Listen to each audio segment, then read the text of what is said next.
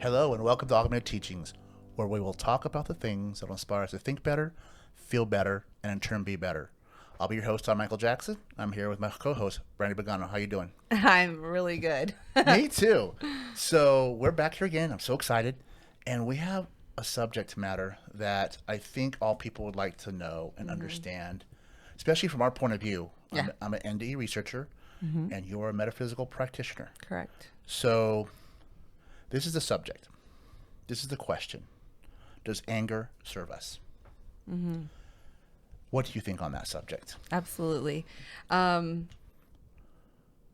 think at face value, most people would say, no, it doesn't serve us because it's not doing anything good for us. Right. But actually, when you can learn to use a metaphysical approach and shift through Yes. that anger, the anger actually becomes the gift. Becomes the gift. Do explain. Because Well- I'm lost right now. Go ahead. You know, I as a metaphysical practitioner, you know, I live a lot in the spiritual realm. Yes, you do. You meditate a lot.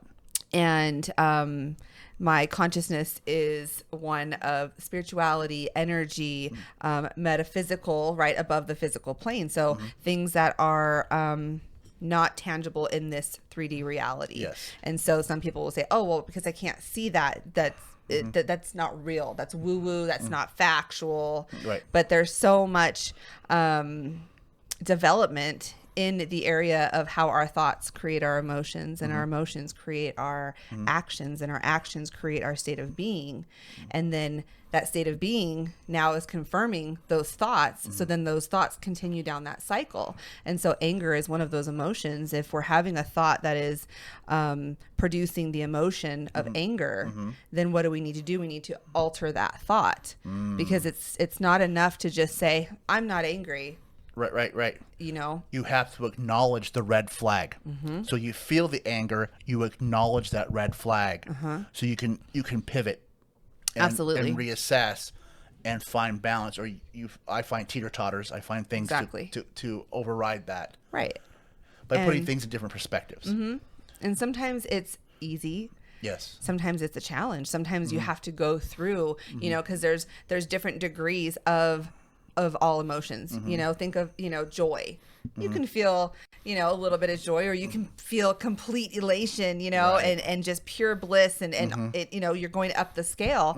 And then same thing, like frustration, that's just a lower level of anger. You know, anger is such a heavy emotion, and you can feel the tightness in your body. Yeah. And if you know how to use, as you say, like the tools of, you know, teeter-tottering or different visualizations, you know, but sometimes it's hard to do when you're at that full level of anger. If you're frustrated or disappointed or a little bit upset, you can use your tools so much easier. But when you're full-blown angry, it's hard to just stop and take a breath. You have to overcome that animal inside, you know, like it's like that Hulk. Right. And but once you do that and you get to that, you know, you bring down that anger, and then now you're just somehow you just push Right. and now you're just upset. Yes. Then you keep pushing through. Now maybe you're just frustrated. Yes. And then you keep pushing through, and then you're starting to see, okay, well, maybe now that I'm so calm, I can look at certain situations differently. Like you said, you're able to pivot and see it from a different perspective, point Right. of view. And in that way, you can actually find so much gratitude Yeah. that you wouldn't have seen before. Because you worked yourself down and started realizing all these things that are working for you, and that one thing that wasn't working for you seems small in comparison. Right. And as you say, you know, we're here to work the puzzle of unconditional love. we are. And we're here to develop our soul. And we can't just develop the love and light, you know, and the positivity and the joy and, you know, the affirmations and the intentions and all of the, you know, good Right. feely experiences. We got to work those other pieces and parts Right. of our soul, because yeah. that's how we're, like you say, we'll be well-rounded. Well-rounded, right? And what you do is you use like gratitude to work yourself down, right? And I'm not that way at all. I do have gratitude, but that's not that's not what the tool that I use. I use humor. Yeah. So if I see somebody driving down the road and he's driving way too fast and cuts me off and is swerving through traffic, I'm like, man, that guy's got to go poop really bad. Exactly. Yeah. He's about to pee his pants. Let him go. Or a little passive aggressive. I'm like, oh, it's his first day on the driving. Yes. Look at him go. Don't hit anything, okay? I'll make jokes to help me overcome that. And then it goes away, And that's how I see it. And I picture the guy just, in both those situations. And then it makes me snicker. And then I get off the freeway and I go about my day. Right. And as soon as that happens, I just make a little joke about that situation, and then I move on. Yeah. But we all have different ways of dealing with our situations, and that's how we develop tools. Tools to help us with everyday life. So anger doesn't serve us, and it does serve us as a marker to know that we need to make an adjustment. Absolutely. It's to bring awareness. Right, and if you don't address that marker, what happens then? Then I think that it's going to keep showing up over and over and over because life is always happening for us and through us. It's never happening, to us because we didn't, pray to God good enough or, we had too many sins or whatever it is, and so all these things are bad things are happening to us. I don't believe in that. I believe that everything is here to help us to grow and to learn and to be better versions of ourselves here in this, human experience and for eternity. Right. Because as you say, we're here to develop our soul. And I don't think that actively feeling good about anger is serving us. Right. Some people do walk around and they're angry all the time. They're angry at life. They're angry at the world. That's not serving at all because they're not working through it. So I think it's kind of a gray area. I think for some people, no, it does not serve them because they're in that lower vibration constantly and they're not working through that. Right. But I do know that for those souls that are here to enlighten themselves, that's part of that. Right. I know when I was growing up, we weren't taught coping skills. No. We weren't taught how to teeter-totter and how to work, have tools to keep us aligned mentally and emotionally. Yeah. And a lot of people will sit there in that soup of anger because as they get angry about one thing, it pulls them away from the alignment of love and compassion. So the next thing that happens, they're already going to have a predetermination of anger towards it, right? It reminds me of that Key and Peele sketch where they're texting each other, and one's in a good mood, and the other's in a bad mood. He just came home from work, and they're texting each other. One's all happy-go-lucky texting stuff, but the other guy that just came home from work and is all a little bent, he's comprehending what he's saying negatively. Yeah, his perception is already from that negative viewpoint. Point of view. And then he texts something bad, angry, and then the other guy's like, "Oh, that's so awesome," because he's taking it a whole different way. You're right. With different fluctuations in how the sentences are developed within themselves, right? How they perceive that sentence. And I love that because as you learn to teeter-totter, you see more good as you work through anger. Right. You see more good throughout your day. And if you don't work through it, then you will see more bad. If you look for the good in people, you'll find it. If you look for the bad in people, you will find it. Absolutely. So, and one of the things I realized is that as an N.D.E researcher, when you live in that soup of anger and you carry it with you, you're going to have less chances to have beautiful experiences. Right.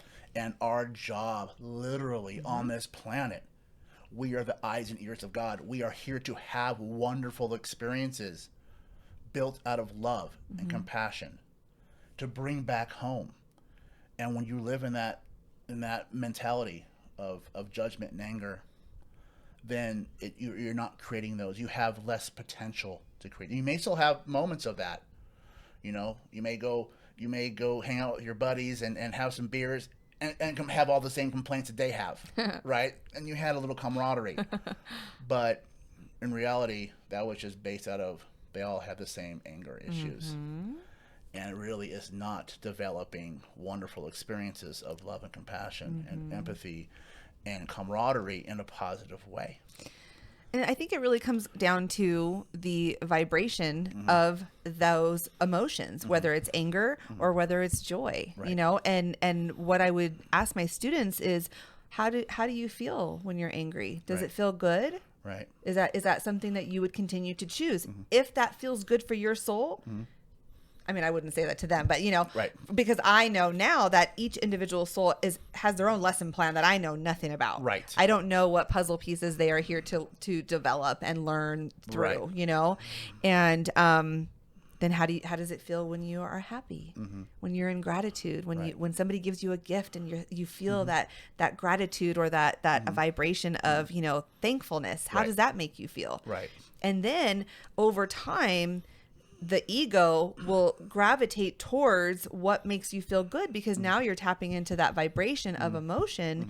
And that's really one of my biggest tools is I will, if I do get frustrated or angry, or I don't get angry very often, but I will get frustrated or disappointed, upset, mostly about my situation, because I do know that it is here for me to learn and grow, and I can't escape it. I can't run from it. Right. I can't shut it down. I can't, you know, sweep it under the rug, because guess what? It's going to be there tomorrow, and it might be a little bit bigger. I know I'm the same way. And sometimes I'm like, oh, I didn't do well on that one. That test, I did not do well. Next time, I'm going to get this one. I'm going to get this one right. I fell into anger, you know, especially when I was first learning about N.D.E. and stuff like that, and when I first started my journey. Spiritual journey, and I was like, wow, I'm not doing well, but then I started getting better and better and practicing at it, and then I can teeter-totter, and then people are like, how come you're so happy all the time? I'm like, because my BS meter is low. Right. I've worked it all out, so I have room to work with. When your BS meter is always right here, there's not much room at the top. There's not much room, right? When you're full of anger and frustration, it's hard to function in a positive way. That reminds me of, you know, the BS meter being full at the top. Dr. Ernest Holmes, he says, remain open at the top. You know, let all that stuff go. All right. And so when you said that, I got that visual of like, oh yeah, just don't have a cap on that. Just let it go. Don't hold it into a container. Right. You know, and but again, that's one of my tools in that moment.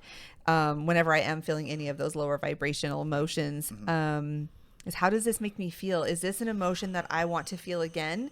If so, keep feeling what you're feeling. Keep thinking what you're thinking, you know, because I can't change my environment. I can't change my situation. The only thing that I can change is myself, my perception, and that's through my thoughts.